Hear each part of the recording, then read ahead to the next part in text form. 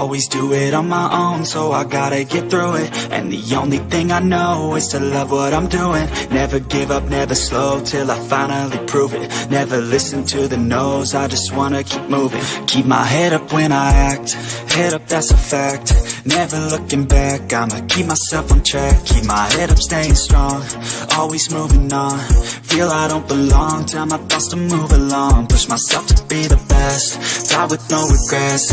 Live with every breath, see my message start to spread. And I had so many dreams, then you hit your teens. Life ain't really what it seems, try to find out what it means. Always do it on my own, so I gotta get through it. And the only thing I know is to love what I'm doing. Never give up, never slow, till I finally prove it. Never listen to the no's, I just wanna keep moving. Yeah, I put out all this art, it's my only medicine. Yeah, everything I do, I'm just being genuine. Yeah, I'm sick of being screwed, feel my own adrenaline. Yeah, I do just what I do, and I hope you let me in, yeah.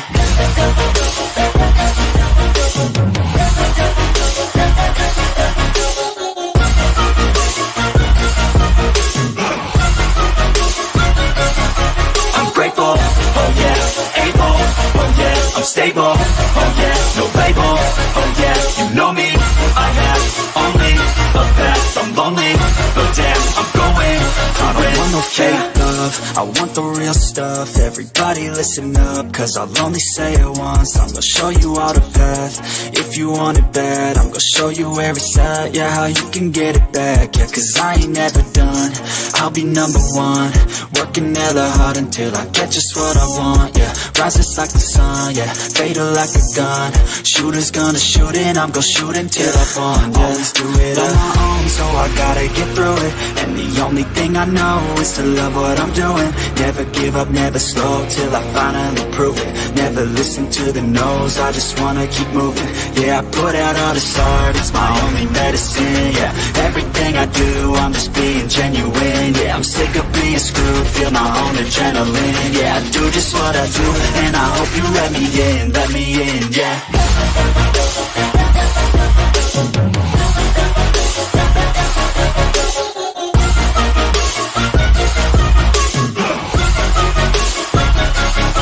I'm grateful, oh yeah, able, oh yeah, I'm stable, oh yeah, no label, oh yeah, you know me, I have only the best. I'm lonely, but damn, I'm going to win, yeah.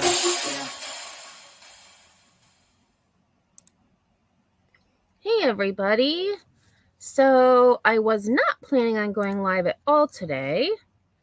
However, I was watching Morbid and then I decided to see what else was on, and I saw a press conference for the Maui Wildfires that had started some time ago, and so I decided to go live to cover that. So hello, everyone. So Thunder, Ange Carter, Bash, as always, Lisa, Hippie, Tonka Girl, Shauna, Spitfire, Lurker, hello. Yes, I really like the intro song too. Oh, my video from earlier, the one that I clipped of Morbid, oh my gosh, that was so amazing. And when he was like, you got to be careful now, we're over 40, I'm like, yes we are, yes we are. Hey, let's be honest. So yeah, I had a super busy day, and so I didn't have time to get ready for my Maui update live, so I did move it to tomorrow. And then I said, you know what, I'm just going to take the whole day off.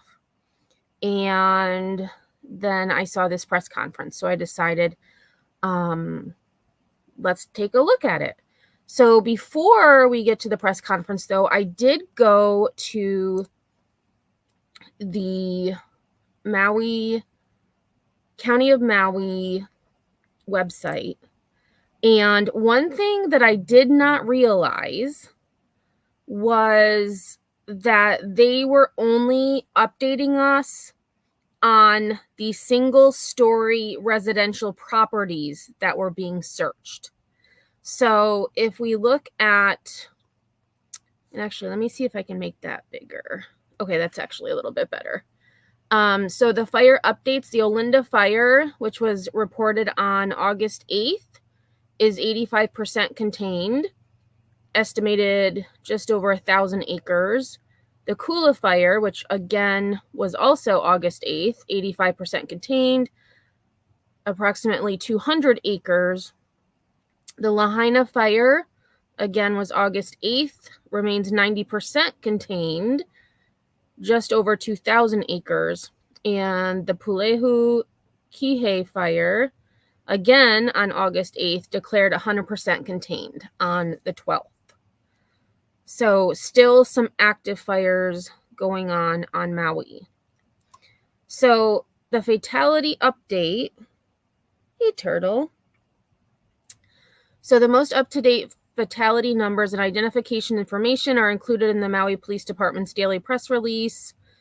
So you can go to there now. They have where they give an update on the names of those deceased where family members have been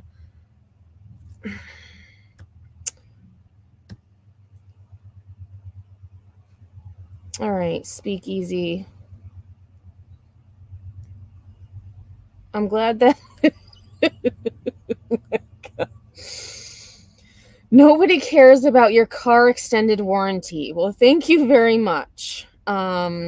Speakeasy. And actually, Speakeasy can... I'm going to send them to Block Island. Because that was not necessary.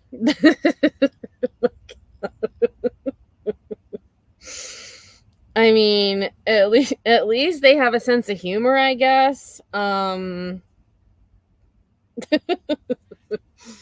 Anyways, so at the time of this announcement, there are 115 confirmed fatalities, with 100% of the single-story residential properties searched in the disaster area.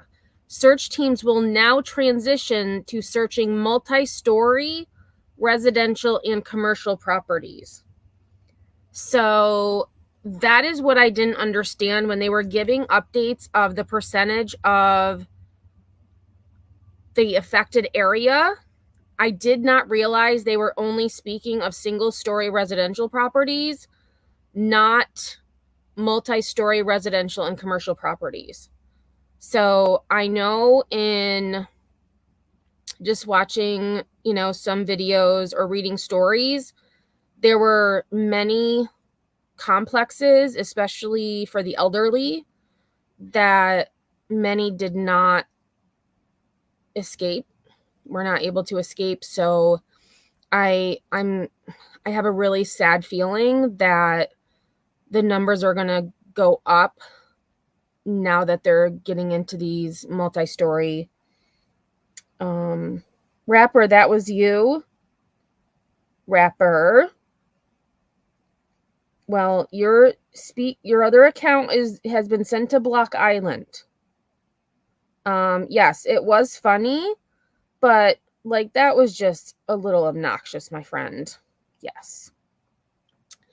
So yes, so we are going to get to the press conference, and again, we are pretty far behind.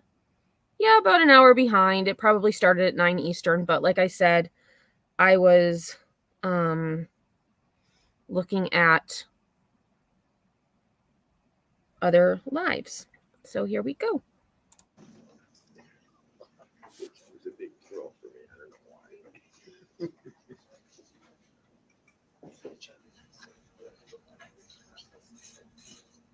As I said earlier, aloha and welcome.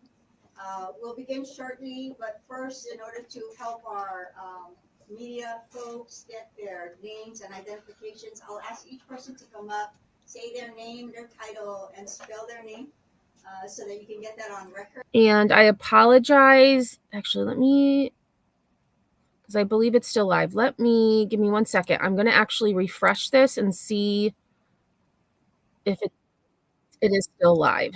Dang it. Because I was hoping we could get closed captioning, but unfortunately, because it's still live, I won't be able to show the closed captioning.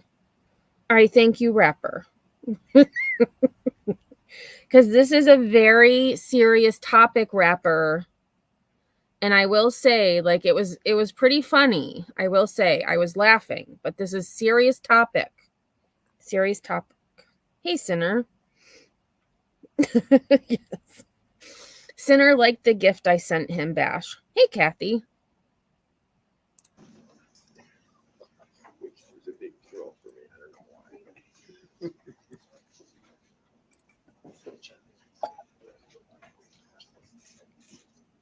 As I said earlier, aloha and welcome.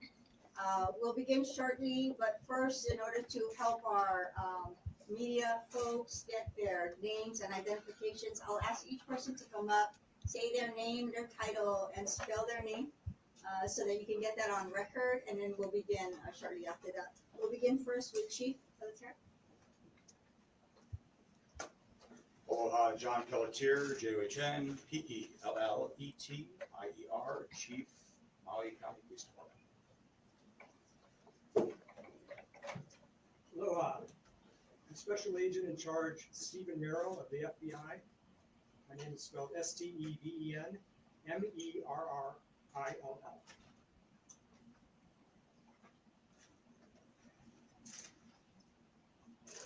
Julie French, Julie-French, Senior Vice President of Andy Corporation. Good afternoon. I'm Andrew Martin. I'm the Maui County Prosecuting Attorney, and our organization is heading the Family Assistance Center, ANDRAWMARTIN. Hey, Jima. Thank you, everyone. As again, I remind everyone that we welcome you here, and I thank you graciously for the aloha and responsible reporting that everyone commits to. And we'll do our best today. At today's press conference, we are focusing on the ongoing efforts related to unaccounted family members. We'll be taking questions from members of the media following the statements from our speakers today. But on Sunday, I do want to make this announcement. Last Sunday, we announced that questions from the community were also welcome. We continue to welcome that via our email that was established at community@mauicounty.com. We also, we got well over 50, near 100 questions coming in as of today. We'll be responding to those community questions in a separate video in order to accommodate that time and be more thorough. We started that today. We released one video. Oh, hey, Patricia. I didn't even see you up there. We're continuing to post them online and set up a special webpage to help respond to that. So to our members of our community, please continue to use community@mauicounty.gov to send in your questions. Following Mayor Opringer's remarks will be Police Chief John Pelletier, who you just met, Hey, Special Shopaholic. Agent in Charge Stephen Merrill of the FBI, Honolulu Division, Julie French, Senior Vice President of Andy Rapid DNA, followed by Andy Martin, who leads the Family Assistance Center. Andy is also the Maui County's prosecuting attorney, but in this disaster, his role is to lead the coordination and efforts of the Assistance Center. So we'll begin here now. First, I'd like to invite Mayor Richard Bisson to the podium for some opening remarks. Mayor. Aloha mai kākou. I first want to point out our gratitude to President Biden for visiting with us yesterday, but more importantly, for his pledge and his commitment to Lahaina and its people, including Earl Kupahiko, who spoke yesterday about losing 4 of their family's homes, and reminding him that Lahaina is not for sale. They fixed the audio. I also would like to thank the president for describing how he would help with recovery, with rebuilding, and most importantly, with respecting the culture and the town of Lahaina. I would also like to thank all the organizers, the volunteers, the chefs, the entertainers, and all of those who put together and welcoming us to their town of Lahaina. At this time, I would like to introduce our Chief of Police, John Pelletier. Chief. Aloha, everyone. Patience, prayers, perseverance. We got to remember that, because we can't lose our patience. And everybody sees that we need our prayers, and we got to and will persevere and overcome this. A couple things I'm going to talk about today, specifically the urban search and rescue efforts, where we are, where we're going, what that looks like. And then we'll talk about why the FBI is, one, partnered with us in some of the aspects that they are. And then I'll turn it over to the special agent in charge. I wanted to bring this map here to show you the area. And the reason this is important is every single structure or area that's been damaged by the fire is being and will be searched for human remains so that we can recover our loved ones. I've said it before, I'm not going to stop saying it. We are going to do this right. We're not going to do it fast. We cannot be in a rush to judgment. We've got one chance. And when this is all said and done, realistically, let's be honest here, we're going to have a number of confirmed, we're going to have a number of presumed. I do not have that number now. We're going to work diligently to get that. It may take a while. I know everybody wants, what's that? How fast? How quick? It's not a matter of doing it how fast and how quick. It's a matter of doing it right. You can see the different zones right now. You can have the screens as well. Baker, Hill, Sugar, and Front are the final divisions, if you will, of multi-level structures. And so what we're doing in those is we're delayering from the top, and we're sending the teams in, and we're doing everything to find the remains and make the recovery. And that takes some time. And we had to get the equipment in. So we had to clear some of the vehicles in off of Front Street. And we've got to make sure that we're doing this in a systematic, thorough way. There's more information underneath those dots, but we're not going to get into those. And that's not necessarily going to be released, because that's, you know, what we found where we did. But every single remain, once the urban search and rescue came in, we have GPS coordinates for it. And we want to make sure that we have the ability to identify and notify. And that's exactly why Ms. Julie French is here, and that's why the FAC is here, because we've got to make it a point to get the ability to get our loved ones named and give them the respect and dignity that they deserve. There is no, in my opinion, and obviously if I say certain things, they tend, whether it goes viral or not, you know, with my partner here, we know those things happen. But in my honest, humble opinion, the most reputable law enforcement agency in the world is the Federal Bureau of Investigation. And there are certain things that exceeded MPD's bandwidth very quickly. And that's the ability to have analytical data to look at and understand the numbers of those that are unaccounted for. There's a difference between missing persons and unaccounted for. In this particular incident, we know the time, the location, the place, and in that incident, there are those that are unaccounted for. That's different than a missing person that might have certain mental health issues, maybe part of a criminal situation, and then you do an investigation for that. That's why we're using the word unaccounted for.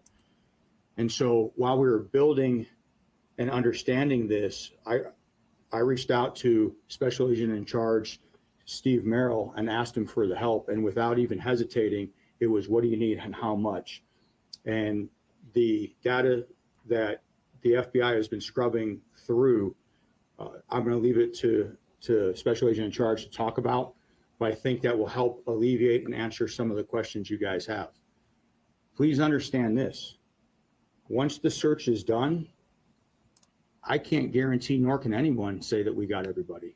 We're going to do our darndest to get it right and make every effort to do that. 2,000 people on 9/11 were not recovered. We don't have that type of devastation with the towers like we saw there, but we have an entire town that's destroyed. And we're going to do everything we can, again, to get that right. And so if I may turn it over to Special Agent in Charge.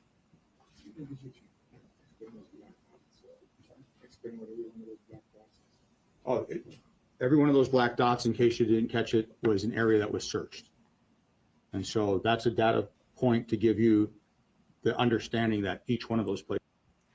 All right, so I wanted to pause this. So he's saying the black dots are places that were searched. So it appears that this section was more the residential, but then if you look over here, like there's not black dots. Here, there's not black dots. So I'm wondering how much over here there's only a few black dots.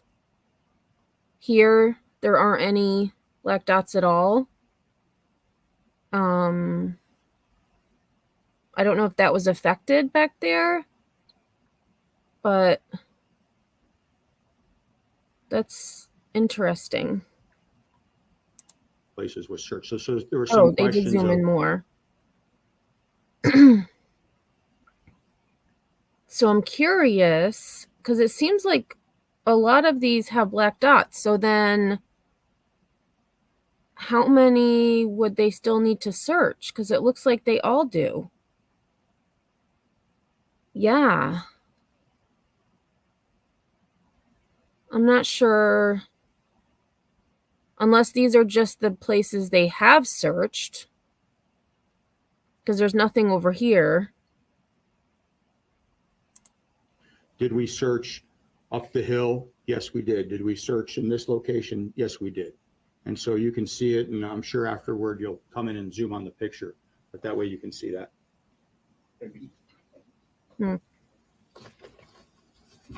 Good afternoon. Again, I'm Stephen Merrill, Special Agent in charge of the FBI Honolulu Division. It is a privilege and an honor for the FBI to play a role in this endeavor. Hey, Corey. I'm very thankful for everyone that is playing a role, both in the government and the private sector and in the public, for their help. And I will be making an ask, if not many, of the public and the media for help in these efforts. Just so you know, the FBI Honolulu Division covers, among other places, the entire state of Hawaii. We have an office, the FBI office here in Maui, where our employees live, work, raise their children, have families. And this is a big part of what we do in the FBI. So when the chief asked for our help, as he mentioned, we didn't hesitate. Again, it's a privilege for the FBI to play a role. So why would the FBI play a role in this? We have resources that other agencies may not have. And even if they do have them, we want to be in a position to complement them. So in addition to everything else we'll talk about, I wanted to highlight a couple of the assets that the FBI brings to bear as part of our cooperation with the Maui Police Department and every police agency, federal, state, and local here in our state. We have an incredible group of people and expertise that I'm very proud of. And that expertise includes, among other things, evidence collection through our evidence response team, which is deployed here in Maui, has been here since the fires. Along with that, we have forensic science experts that come either locally or from our laboratory, which I believe is the best laboratory in the world. And as a result of that expertise, we're able to collect a great deal of evidence from a variety of means that has been very helpful for us to identify who these unknown people are and try to limit the list so we can concentrate on those that are still missing. In addition to that, we've had victim advocates here that have been providing federal resources to the victims and their families. We also have cellular telephone analysis, which is helping to identify where some of these people were as we keep on looking for the unidentified and unaccounted for persons. We also have a command post set up in our Honolulu office, which is manned by combination of FBI agents, FBI intelligence analysts, as well as professional support staff, which over the course of this entire period have been working overtime, trying to consolidate all of the lists of those accounted for, unaccounted for persons that each agency has. And as an example, what that means is we have lists that we've collected from the Maui Police Department, missing persons. We have Red Cross lists, we have FEMA lists, various shelter logs, logs from the Family Assistance Center, as well as MEMA records, in addition to many others. Some of these lists contain people who are on multiple lists. And what we've been trying to do is trying to get that number down where we're cross-referencing all the lists so that we can determine who, in fact, truly is still unaccounted for. Before I get into the details on how we do that, I wanted to tell a little story because a lot of times in my 30-year career in the Bureau, people will ask me, is the FBI the same as what they see on TV and in the movies? And I often answer the same, which is there's times when I do things and I've done things that are more exciting than you'll ever see on TV and in the movies. There's also many instances, probably more so, that my job has been incredibly painstakingly boring. And that's part of the job as well, you don't see on TV. But the one thing that these events have brought to my attention is how difficult some of the things we do in law enforcement are. And I highlighted our victim advocates and our evidence response team. And the things that they've done and other members do every day here on this team represented on the stage on the dais is truly difficult. I can't imagine ever having to deliver as many death notifications as our employees are doing all around the country, in fact, all around the world if necessary, as well as they're going out and collecting DNA from family members around the world, around the country, so that we can use all that information to try to figure out who still is unaccounted for.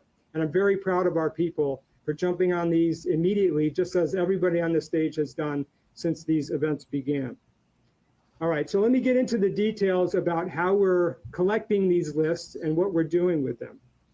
Again, these lists come from a variety of sources, and some of the information is highly ambiguous. For instance, we have information about a first or last name, but not both. It makes it very difficult for us to identify who that person may be. So our request of the public is, please, if you have already submitted complaints, whether to the Maui Police Department about a missing person or the FBI or anyone else, please follow back up to ensure that they have the most up-to-date and accurate information, including dates of birth, what they look like, who they're related to, further contact information. Because along with the unambiguous information, the ambiguous information, we also have some information that's very specific. And as we get through, it's much easier for us to go through that list and identify information that contains a date of birth, contains more information, so that we can cross-reference through all these lists to determine, again, if that person is in fact still unaccounted for. To do that, the FBI has set up a telephone number in Honolulu, 808-566-4300. Again, that's the FBI Honolulu, 808-566-4300. And we have an email address of HN, the two letters, _command-post@ic.fbi.gov. And that we have people standing by that's collecting that information, processing it, and implementing it into our spreadsheet, which we're providing to the chief and other role players. So as a result of all these lists consolidated into one, we have a number of about 2,500 that at some point were reported either by family members or by agencies, shelters, whatever it may be, that were reported missing. That doesn't mean that there's 2,500 people missing. That just means we have 2,500 records that we've had to go through and try to get to the bottom of it. I'm proud to say that as a result of the hard work by all the agencies involved, we have already determined that of those 2,500, approximately 1,400 have been found safely or adjudicated to some way where we're confident that we know their whereabouts. That leaves, however, about 1,000 people that we're still trying to drill down the list. We're making tremendous progress, but no one on this stage will be happy, including myself, until we get that list as far as we can go. As the chief mentioned, we may not know in the end about everybody, but we are diligently working with immediate attention to get that list down to where we want it to get to, which is that we're confident we know what happened to the best of our ability. And I really wanted to thank the forensic scientists involved that are using the information FBI employees are collecting around the country, such as DNA and fingerprints of the victims that we can pull to use to definitively say whether these people are still accounted for or not. We are still in the process of collecting additional records, so the numbers that I've quoted may in fact rise. because we're still collecting information. There may be a shelter out there, for example, a hotel out there that hasn't reported people. And so I encourage everyone to, again, contribute by calling the Maui Police Department or the FBI at 808-566-4300 so we can collect that information. We really need the public's help. And thank you to the media for broadcasting that so that we have more information. More information will make our job better and easier, and most importantly, more complete. Thank you again to all the first responders. Thank you again to everybody who's allowed the FBI to participate in this. I can't thank you enough for making us part of the community. The FBI, again, we live here in Maui, we work here in Maui, and we're very happy to play a role in this endeavor. And thank you very much.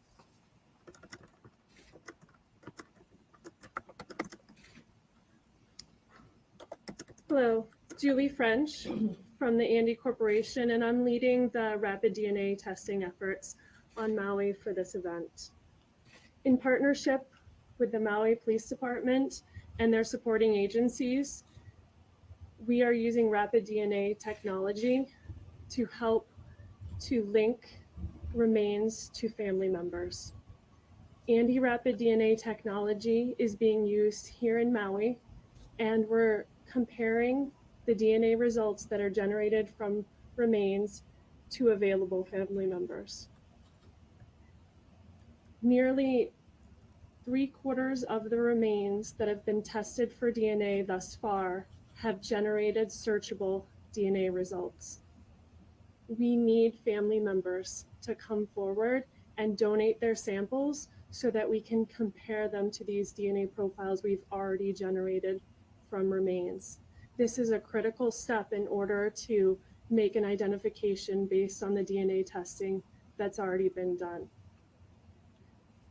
DNA is passed through families, so the DNA can be used to link family members together.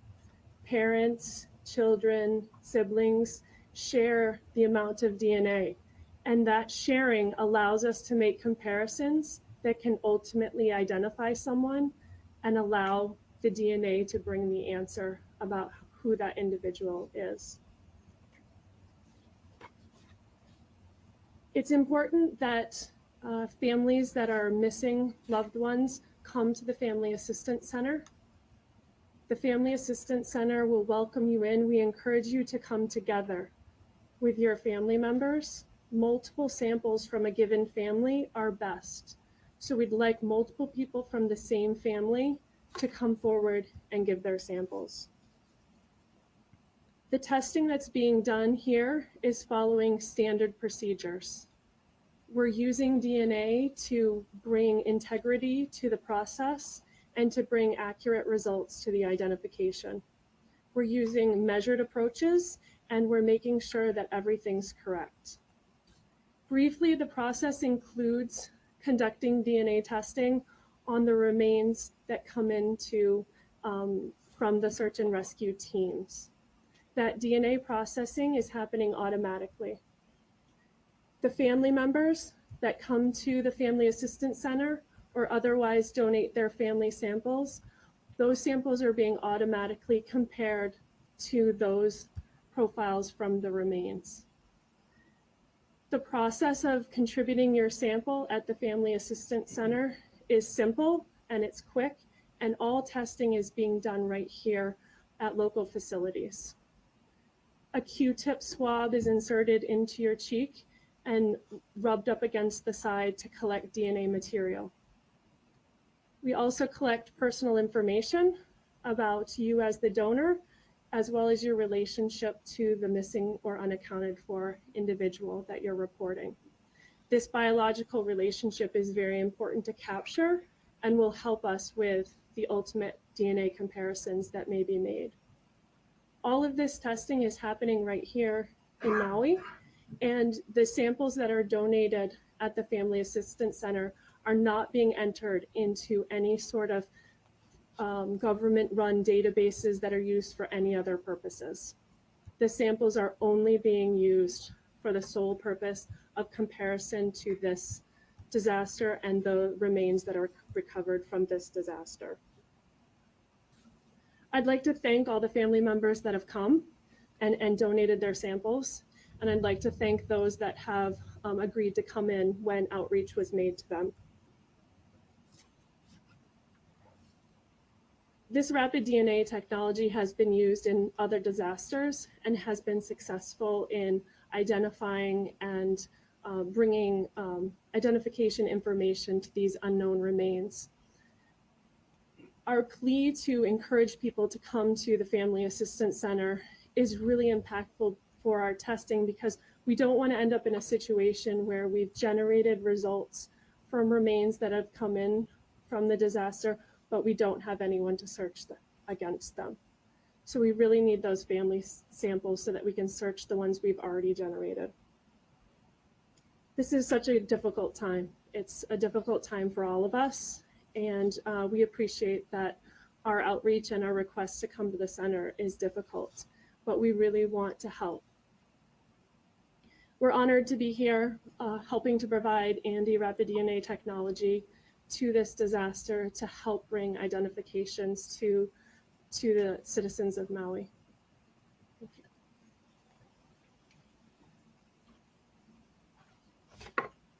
Good afternoon, everyone. Again, my name is Andrew Martin. I am leading the efforts over at the Family Assistance Center with the help of the employees at my department, specifically our Victim Witness Assistance Division. I'm also the prosecuting attorney here in the county of Maui. You know, a couple of days ago, I had an opportunity to check in with one of Chief Ventura's firefighters. We were right outside in the parking lot here, and as so many members of our community, I'm sure as many of you have done, we just took a moment to say, you know, how you doing? And this person shared something with me that I just thought, you know, really encapsulated what all of us up here today are trying to do and why this is so important.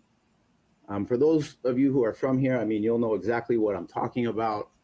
You know, you can go to Long's Drugs on any given day and you walk in, and it doesn't matter if you're on Maui, Oahu, Kauai, Big Island. You walk in Long's Drugs and you know 3 or 4 people when you walk in the door. You're just going to see them walking up and down the aisles, and that doesn't even count the 3 or 4 people that you're going to pass driving in there. We all know each other here. It's one of the things that makes living in Maui, living in Hawaii so wonderful. It's also the reason why this is so hard now and in the coming days, weeks, and months.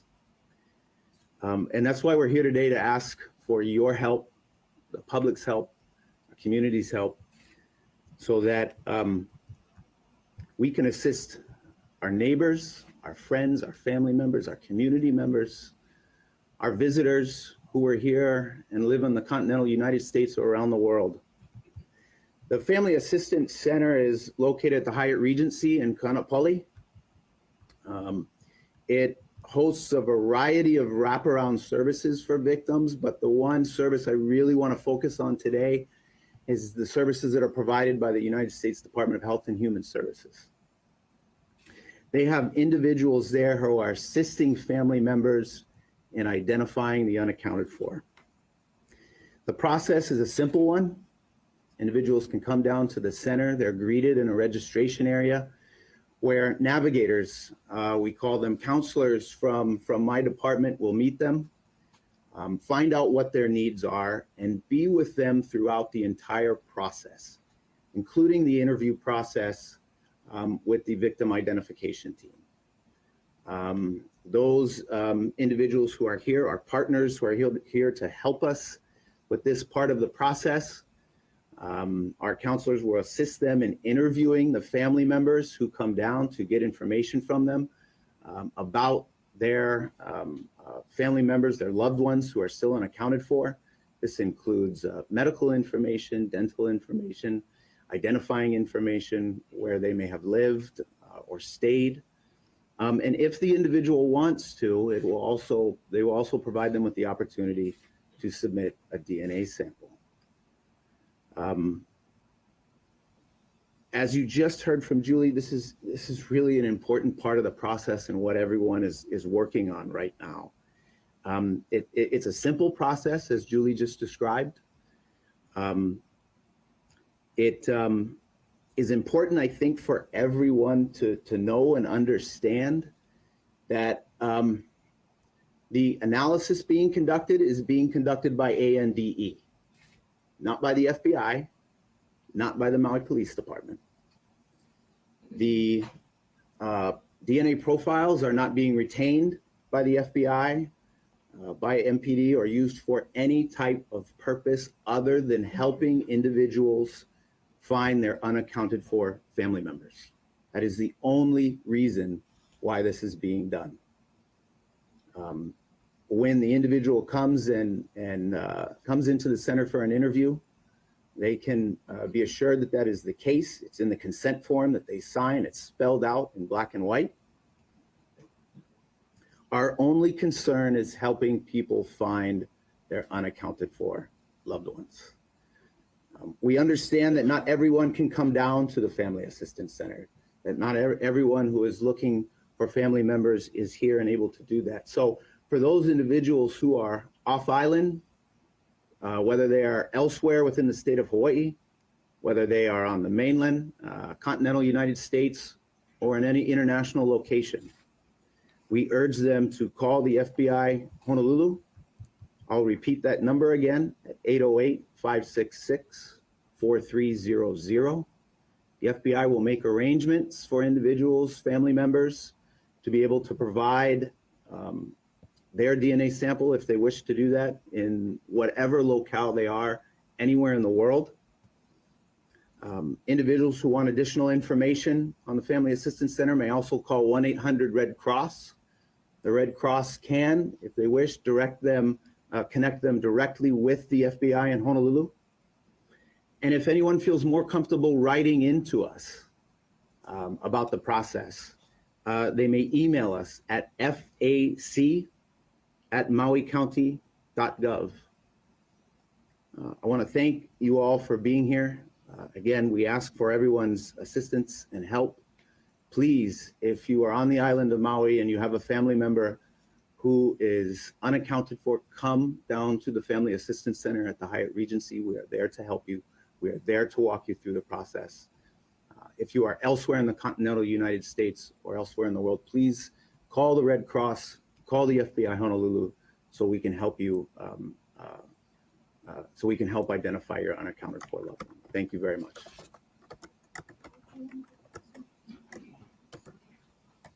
All right, we are going to proceed with questions from the press. I will ask you, as I asked earlier, to raise your hand, state your media, and speak a little louder. I'm going to try to repeat the question, but also if your fellow reporters could hear that as well. We'll start at the back of the room, the far gentleman with a red shirt. I saw you first. Please state. Is County considering publicizing the list to get the public involved in helping to whittle it down, as was done in California? Thank you, Kiahi. The question is, will we be moving towards publicizing a list of names? Correct. Great question. It's fair. And I am going to answer it, but give me 1 second just to say a couple things, if you don't mind. The amount of work that all of the first responders and members of the community are doing is so much that we'll never be able to capture. We'll never be able to quantify that. We have people that literally responded knowing their homes burned down. They know that they have people that are deeply affected by this. We have people going to work, both fire, police, medical. They're borrowing clothes. They're borrowing clothes. Their kids are borrowing clothes. They have nothing. And so I just think it's so important that we take a moment as human beings and recognize how much we're really into this. Reference the question, let me answer that. So the answer is yes, we are looking to do that, but what we want to do is want to get a verified list.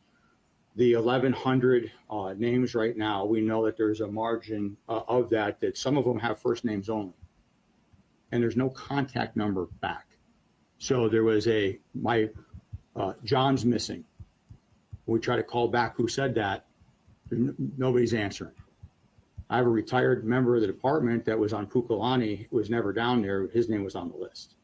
And so we're trying to scrub this to make it as accurate as we can. There's an email right now. We just set this up before we came in. Unaccounted at mpd.net. Unaccounted at mpd.net. We want you to do a report because right now we have 85. So we can talk about lists and we can talk about numbers, but I have 85. So if you're serious, do a police report. Because I'll tell you what, if you want to waste our time and do a fictitious report, we'll deal with that. But the reason I'm saying it is don't waste our time when we're trying to do the right thing. Don't be part of the problem, be part of the solution. We're going to scrub the data. Once we get to what we think is a viable list or a verified list, we'll push that out. We'd like to do that in the next few days, maybe sooner than that. I don't want to get tied into exactly what day and what time. Because then it might not be exactly right, but yes, we will get that out there. So if we do know that there's somebody we can take off, great. And if we know it's somebody we need to focus on, great. There is no secrecy, there's no hiding different things, but we want to make sure that we're as respectful as we possibly can. Thank you. I'm going to go to the woman in the blue, followed by this gentleman here, and then the gray shirt in the back. Go ahead. Are you having difficulty obtaining DNA samples from relatives of the unaccounted for, and if so, why is that? The question is, are we experiencing difficulty in collecting DNA, and what's contributing to that? Okay. So my understanding in talking to the experts who have done this in connection with other disasters is the number of family members who are coming in to provide DNA samples is a lot lower than they've seen in other disasters. That's our concern. That's why I'm here today. That's why we're asking for this help. As to why that is, I can only speculate. Part of coming up here today is I want to make sure that we reassure people that by coming in and providing a DNA sample, the only purpose for which it will be used is helping identify the unaccounted for. That is the only reason. I stand up here as not only the individual tasked with heading up this Family Assistance Center, but also the prosecuting attorney. So I want to make clear that, it is not going to be used for any type of, or entered into any criminal justice database. It's not going to be retained by any criminal justice agency. No one who comes to the Family Assistance Center is going to be asked whether or not they're a United States citizen. What we want to do, all we want to do, is help people locate and identify their unaccounted for loved ones. And so please come down to the Family Assistance Center, call the numbers we provided. We want to help. Thank you. Sir in the blue, followed by the gray, and then the gentleman way in the back of the white, and the woman in the black in the middle. Sir? Jonathan Leviati with CBS News. Mayor, I have a question for you regarding communication on the night of this firestorm. At 6 p.m., you appeared live on television giving updates, and at that time it appeared that you were not aware that the firestorm had already destroyed much of the town. I wonder if you were getting real-time updates. It appeared that you were not. If not, why was that? And did this lag in communication amplify the loss that you're not doing? So the question is, on the night of the fire, with publicity and mayor being on an interview, were we aware to what degree of the magnitude of the fire, and did that have any contributing factor to the outcome? Correct? Okay. Thank you for that. Welcome back. We had lots of information coming in. We had lots of communication that was broken down in terms of what was available as far as telephones. Most of what we received were coming from our fire department that was in the field. During that same time, we were also receiving most of the communications for what was happening in Kula, which was also going on the same. Actually, the fire initially was larger than one in Kula. I don't have all the times for me, and I know I'm going to have to go and piece that together when the interviews and the investigations come, and I will do that. So I don't want to guess at what time we got what. I know some things have happened. Earlier in the morning, for example, we had gotten 100% containment on a 3-acre fire that had started in Lahaina. So that later fire that came back got communicated later in that afternoon. So I can't tell you the exact time or how we were getting all the information. I know who I was getting my information from, who was passing it on to us, was in our emergency operating center. But I got the best information I had. I will say we were not on social media. We were not getting anything from that source. There was lots of stuff we saw later as well that may have been recorded during that time, but was not sent. I don't know where it was sent to or when it was sent out. Whatever time they took it, I don't know who they shared that with or when they shared it, but that was not in our EOC. I can tell you that much. And so, of course, we'll look into more of the times. I can't tell you what contributed to what, because what also happened during that time is our police department was going around Lahaina making personal pleas, going to people's homes, knocking on doors. They were also using their speakers on their vehicles, asking everyone to evacuate. So that was happening also. I wasn't aware of that until later as well. So there's lots of information that came out, some of it concurrent with what was happening and some of it later. Just the final part of my question, do you think a lag in communication, it sounds like with NEMA, could have contributed or amplified the loss that we're seeing? You know, the question is whether or not that lag, the second part of the earlier question, whether that lag contributed to any devastation. You know, that would be a guess on my part. I can't tell you what would have or it would not have changed with that information in terms of the fire. You know, the degree of fire, the degree of winds that were happening. I'm going to leave that to the fire expert to determine what would have changed the outcome of this.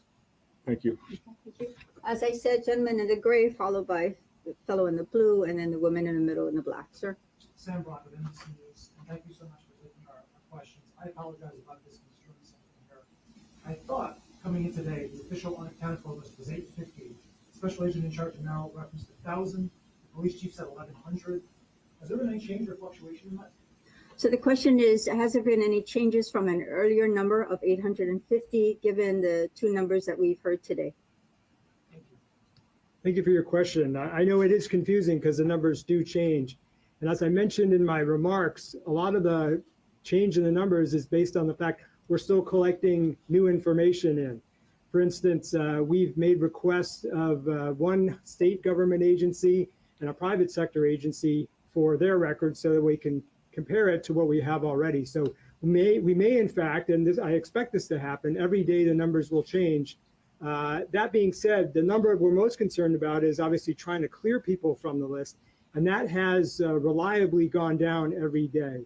Although we may identify more people that there were reports that they were unaccounted for, we are able to remove people from the list based on this influx of information. And the more information in this case, as I mentioned before, the better, so that we can get more additional information that'll help us get people off the list by identifying, for instance, their dates of birth, fingerprint information, DNA information, that sort of thing. Sure. So are you saying because of these new sources reporting by the agencies that you're now above 1,000, but that's the number that continues to fluctuate? Yeah, and yes, but let me just explain a little further. That doesn't mean necessarily, as I mentioned before, that these people are in fact missing. It's just that we have the numbers I give you are reported unaccounted for, whether it be someone who just gave a first name, Chris is missing, or someone that gave very extensive and specific information. So we don't want to leave any stone unturned. So we're considering everybody on that list until we can prove that they shouldn't be on that list. So as of right now, is that 1,000 or 1,100? As of today, it's between 1,000 and 1,100. Thank you. Thank you. Sir, in the back with the glasses and the light colored shirt. Thank you. Jack Morford from the New York Post. If I may ask about children, how many children are among those reported unaccounted for? How many remains of children have been recovered? And also, how many people have supplied DNA comparisons for children? So the question is, do we have information on how many are children, how many remains are children, And have there been DNAs that have been specific to child victims reported? You know, that's a tough one, right? And I'd love to say there's none. I don't know the answer because we're not recovering whole bodies. I think I talked about it before. We're picking up ash. Some of it's crumbling. So here's what I can tell you is there's 13 folks that we've released their names, and you see their ages. We do know at some point we will be releasing some names of some children, but we don't have them identified. I know that we've recovered some that we believe to be. I don't know the exact number because we just don't have that. So we have to get that as a community, as a world society. We have to understand that that's going to happen. And so we'll get that when we can. But I really honestly can't give you the exact number because we're still sorting through it, which is why the plea for the DNA is so important. And so the question is, if you feel that you've got a family member that's unaccounted for, give the DNA. If you've got a family member that's unaccounted for, do the report. Let's figure this out. And so just a name with no callback doesn't help anybody. And so we want to not create panic and pandemonium. We want to deal with what we know is there. And we've got the area that we're searching, and we're doing everything we can to get those remains and to do that recovery. So as far as the DNA, I'm gonna leave it over to that. But I do know that on the lists of 1,100, we don't have any children listed on that. Mm. Okay, to the woman. Oh. I think I'd like to follow up from my perspective on the minor victims, the children. So this list that we have, again, sometimes there's not enough information to identify much about the person. Sometimes, again, as the chief mentioned, we only have a first or last name. That being said, of the unidentified, of the people on the list we're still trying to get more information on, we don't have anyone on the list that we know they have a date of birth that shows they're a minor. That doesn't mean, as the chief mentioned, there are not minor victims. I don't know the answer, but on all of our lists, we don't have any names currently that show a date of birth of someone who is a child. And yes.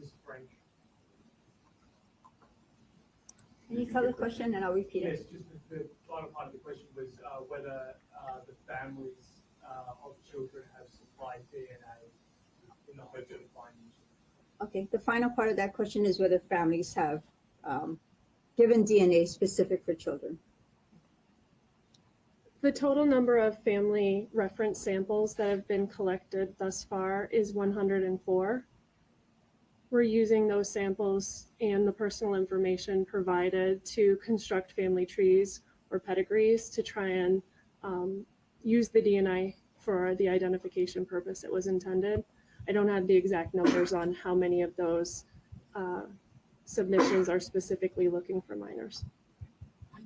Thank you. In the middle, yes. Yeah, Marisa Giorgio, Scripps News. I want to talk a little bit more about kids because you're saying there are no kids on this list of unaccounted for, but we are hearing from locals, from parents, that their babies are missing. How can that be? Okay, the question is again to clarify and confirm about the matching of children's names out there compared to what we do know. Chief? We've heard a lot of stories, and I'm not saying that there's not kids, and I think I was very clear on that. But we have not confirmed any of them to have passed. And so we have to go through the process, and we'll get to it the best that we can, but we have not confirmed any of them at this point. And so we can only do with what we can do with at the time. And so we want very much to be able to give that peace and that mind. And I don't know if you saw the story of the notification, I'm half tempted to have you raise your hand and tell me if you've seen it.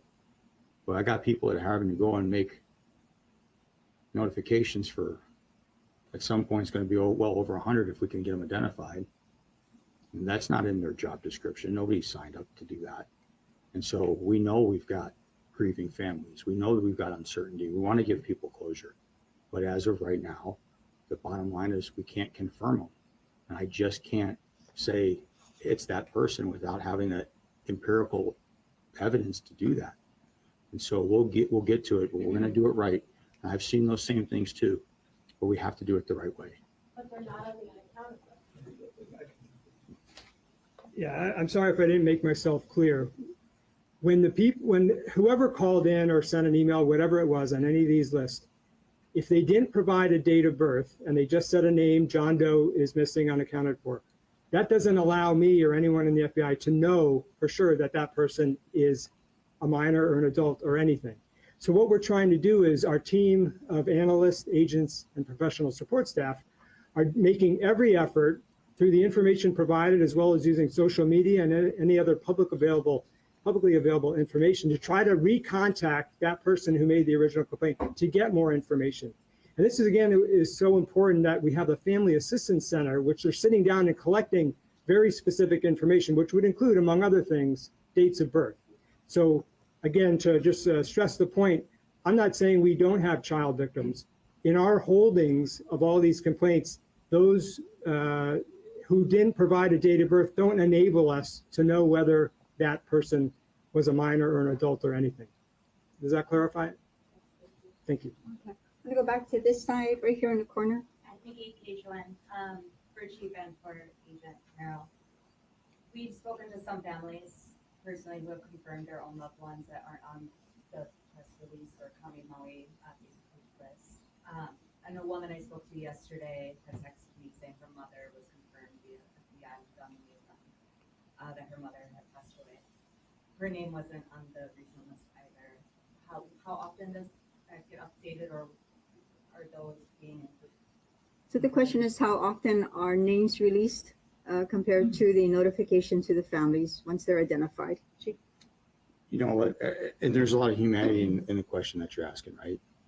And so here's how we're trying to do this, and it's in flux. And I mentioned it was an HRS. It's actually a department policy, and we changed it for a reason, and I'll explain why we did that. What we're doing is we're making a notification. Let's say we make a notification today. We're trying to give the family 24 hours.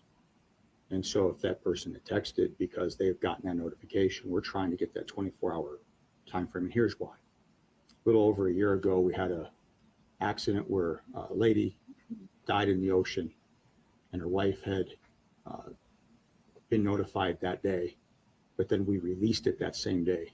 And she had let us know, sent me a very personal letter saying I didn't even have a chance to tell the rest of my family.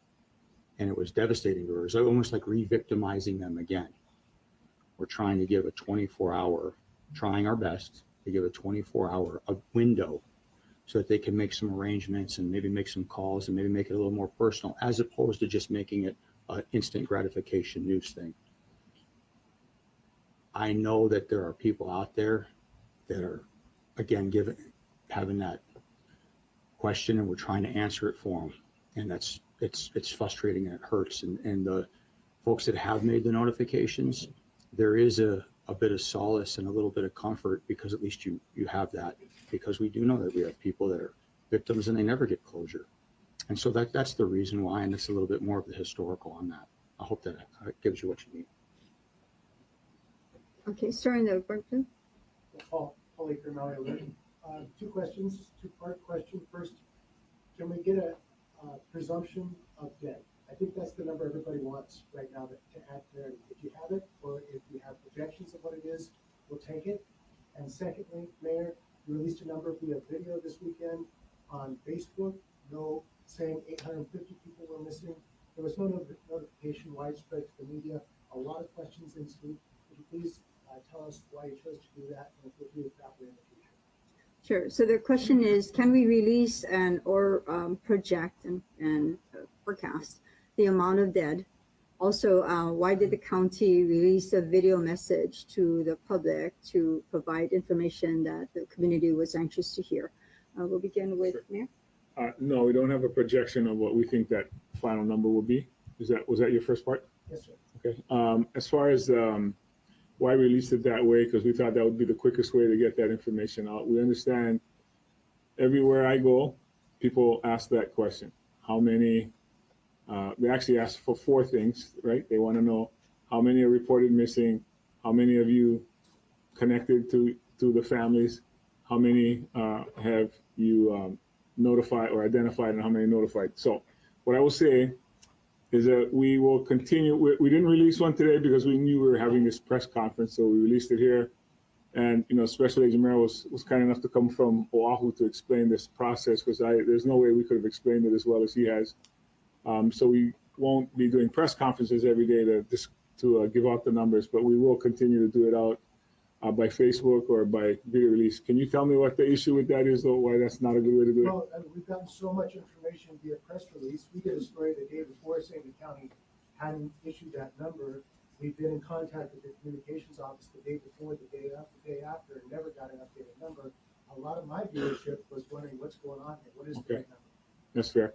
So we're just going to give it out, and I gave it out to you 850. Later that night, it went to 880, and the next day it went to the over 1,000 when more people came in. I don't know if as a result of these releases and the media that people are going to be more likely to give us more information. We hope. We want more information. We don't want more people unaccounted for. We want more information. I think the important thing, though, for today is to understand how that list is made up. The way that what makes up that list. Some of them are just first names. The person who calls it in doesn't respond when we call them back to try to verify it. We don't have a first name, last name, date of birth, which would be the obvious things to have. So we could answer your questions about what is the age of that person. And some we don't have gender. You'll have a name that could be a female or male name. You just have the name. So if we can get just the basics, first name, last name, date of birth, gender, those things would help tremendously. See how many of these on these lists are verified and how many are not. Because right now, anybody can call in and say, I'm missing someone. Right now. You can call the number and say, so-and-so is missing.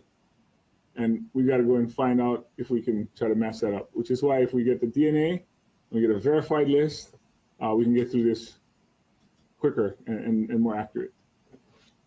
Okay, sir, right here. No, wait. Ben Angaro, Honolulu Civil Beat. What is the process for determining next of kin, and what happens if the next of kin can be determined? So the question is, what is the process for determining next of kin, and what happens if they cannot be contacted? Well, seriously, great question. We stood up what's called the MINST, the Morgue Identification Notification Task Force. The reason it's a task force is because when you have different agencies and you commingle, it becomes a task force. It's just a term. But obviously with what we're in right now, we kind of need to use some of those. We have investigators. I have folks from Honolulu Police Department. I have folks from the FBI. I have folks from MPD. And they're going in as detectives, if you will, scrubbing the information that we've got based on the list that we have. And so the number I'll use is 85 because that's the amount of police reports that we have. There's other things that we can use, but again, if it's and I'll make this plea, please. If it's a legitimate unaccounted person, use the email address unaccounted@mpd.net. Then we'll have a much more accurate number. We'll really know what we're dealing with. And so if it's legitimate, go into that. You're actually going to get kicked back as soon as you do a read receipt, if you will, with the instructions of what we need. And so we need your contact information, and we need some basic information, name, date of birth, the relationship. That shouldn't be that hard. And we talk about this number. And you guys are the best journalists in the whole world, right? I mean, you're here because you're the best. And so if it's a legitimate person or somebody's going to give you a story, then they give you a scoop. Is it because it's a name that you can't quote and somebody you can't contact? You're going to put your reputation and your career based on somebody that's a first name? Or are you going to do a little bit of digging to put your reputation on it? So when we give you it, it's because we're trying to do everything. And so the Mint does the investigation. They find that next of kin, and then we make that notification. So to clarify, would that be like whoever submitted the police report, for example, might be a good first stop for things? 100%. And then the reason being is because then that could lead you to it, because you want to find who that next of kin would be. Obviously, if it's a spouse or a child, and then we can go from there. You might also be able, based on the report and the data, you might be able to find that this person, because in Hawaii, we have a thing called Hanai, and that's your family that's almost like an adopted family, and it means just as much to us as regular family does. And so you might be able to find who the family is based on that as well, because we want to give that closure. There'll come a point when once we have this, we may over time have to release those names, but we're trying diligently to be as respectful as we possibly can. And here's why. I think they've suffered enough. They owe us a little bit of a time, a little bit of patience to get this right and at least be human when we make that notification as opposed to just reading it somewhere. We want somebody to at least call them. There's a lot of other resources and different things coming up with this. And so we want to make sure we can do some one-on-one connection. And, you know, when we reached out, and just so you know, that's what we've got here in the state of Hawaii for, but when we reached out to the FBI, we said, MPD doesn't have the bandwidth to do this. And so they're assisting with us to do these on every single location that's outside of the state of Hawaii. That's a big deal. It's never happened before. Thank you for the question. Just to clarify that second part, the next sorry. Then after some period of time, TBD, then Well, I thought I did answer that. I'm trying really hard to when I get up here to at least answer your questions, but at some point we will. Just like at some point it'll be confirmed and then presumed, but we have to work on that. Okay. Okay, woman in the corner, woman in the corner, followed by right here, and then fellow in the blue. Go ahead. Yes, you might have been a difficulty of tracking down 1,000 people, other than the first and last name, is it just manpower, the sheer numbers, or there's other reasons why? So the question is, has there been difficulty or what contributes to it to track down the folks who have reported 1,000 or so missing? Yeah, thank you for your question. It's been frustrating that we have people working very hard on this all day long, every day. And the fact that we've tried to reach out to every single person who made a complaint, and we don't get necessarily calls back, replies. I'm using this press conference, among other things, as a vehicle to get the word out that we need more information. And if you've been shy out there about contacting the Maui Police or the FBI or anyone else to provide more information, please come forward. We need the public's help to get more information. And if you've gotten a call or an FBI employee has left a message or a police officer has knocked on your door, please get back to us so we can get through this list more efficiently.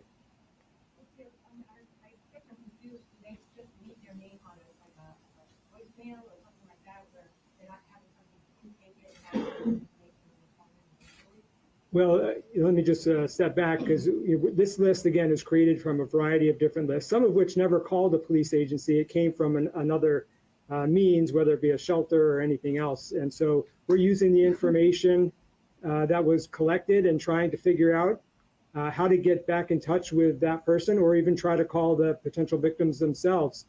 And we're using social media and other means trying to identify who is this person, who made the complaint, or who is the unidentified person, unaccounted for person, so we can get in touch with them and get to the bottom of it. We just don't have necessarily, sometimes we don't have enough information to figure that out, but in a lot of cases, people just haven't been responsive to our requests. Thank you. Gentleman right here. Chief, what are some of the more significant challenges that search crews are facing as they go through disaster? So the question is, what are some of the challenges that our search crews are facing as they go through the search efforts? So I had asked Rick Barty, who is the Urban Search and Rescue Commander, he's a fire chief. He actually helped with the 9/11 disaster. I think he's probably the best one to answer that. We're into an area now where we have challenges of layers of 4-story buildings, 2-story buildings that are on top of each other.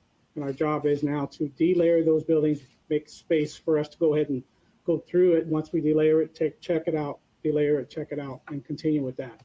So a lot of these buildings were either Quonset hut style buildings made of metal that are bent down to where we can't enter. So we're using heavy equipment for all those type of searches.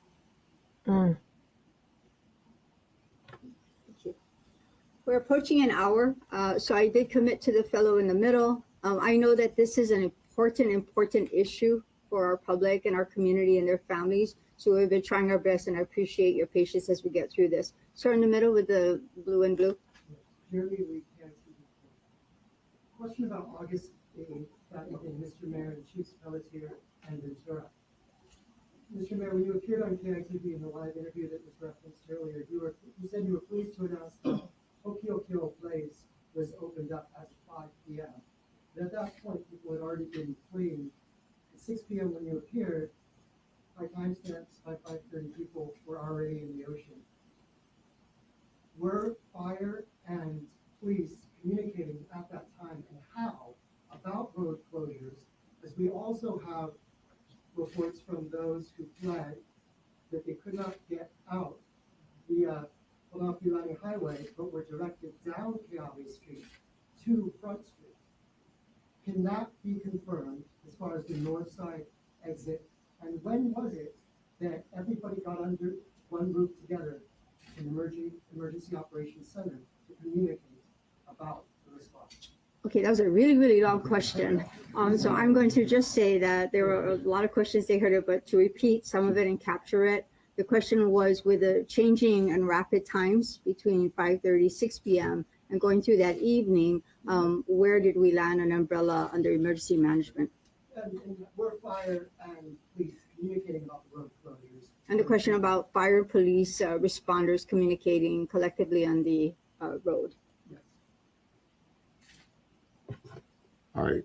I do think if you're going to ask a question, it should be one question. That was a lot in there, and I'm going to do my best to get it. And so I can't talk about the EOC on some of that. I'm just going to talk about police ops, if you don't mind.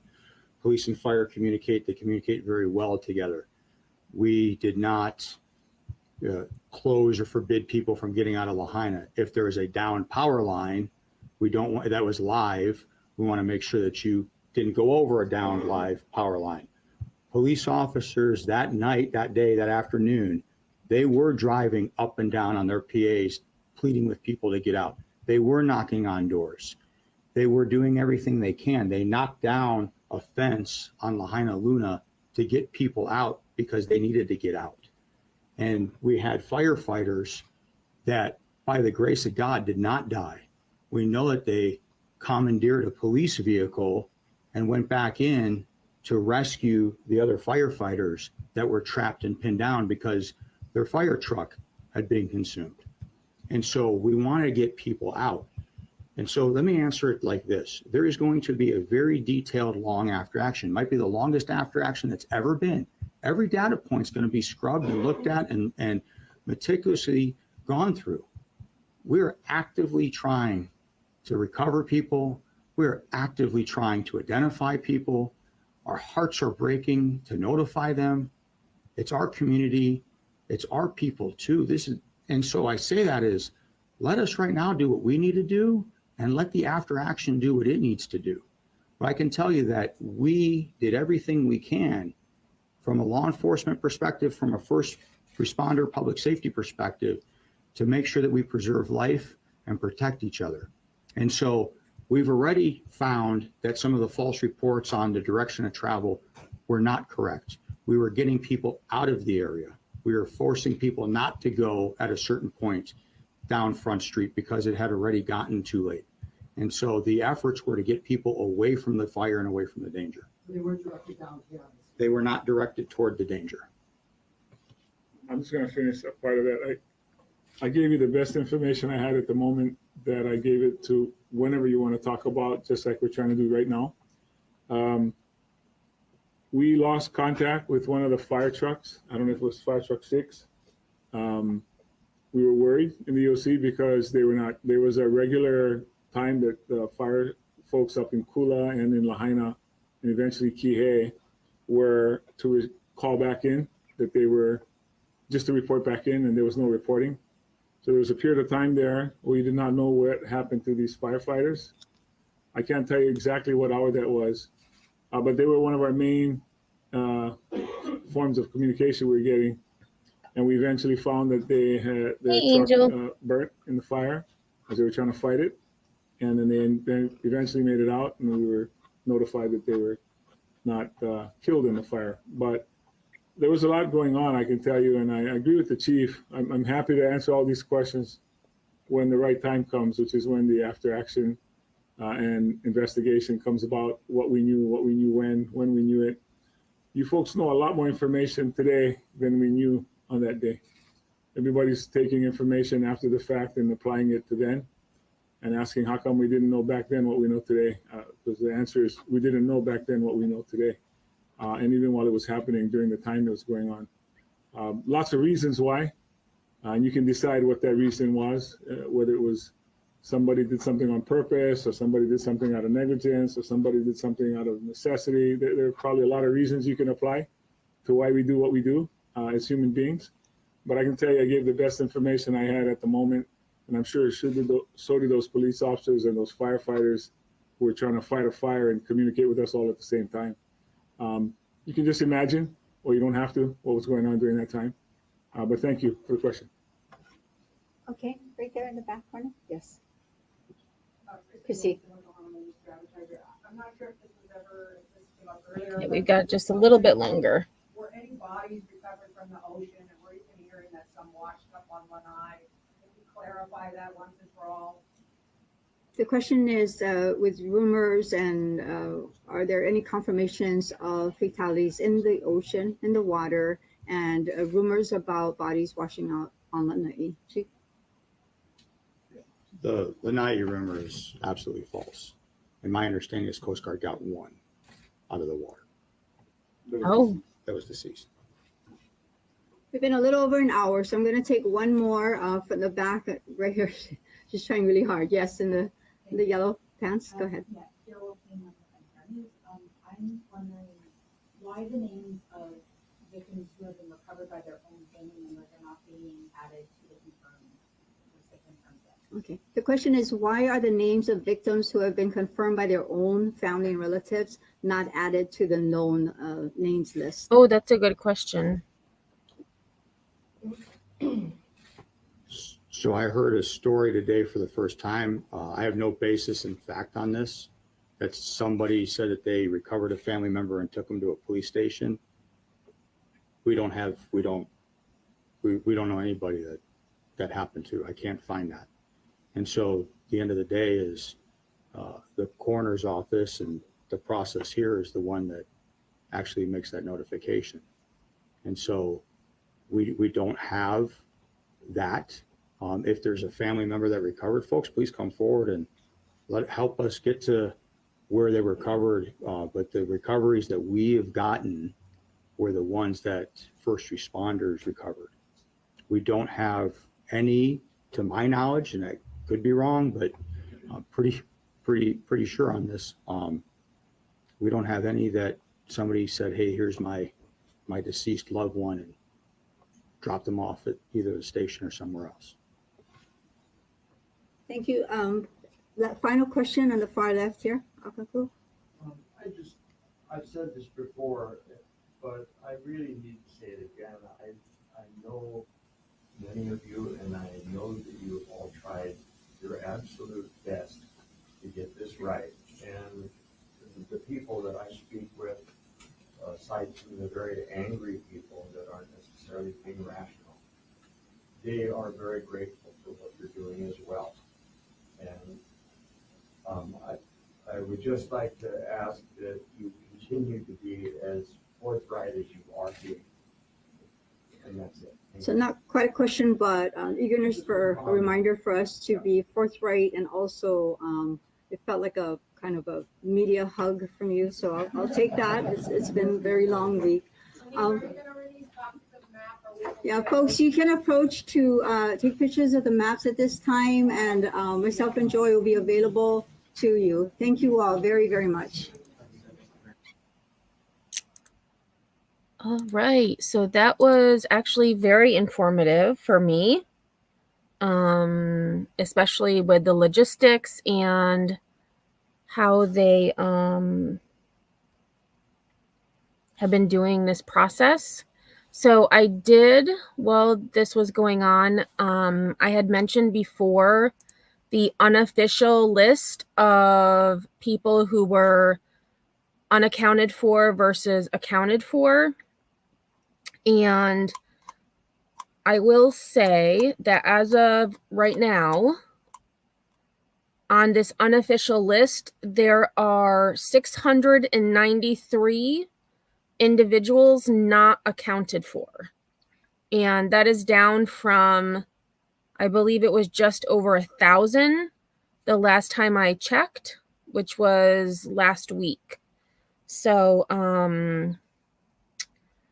that's still a lot of people who are unaccounted for based on this list. And then one of the reporters had asked about, what about family members that are acknowledging that their loved ones have perished versus those being verified as deceased?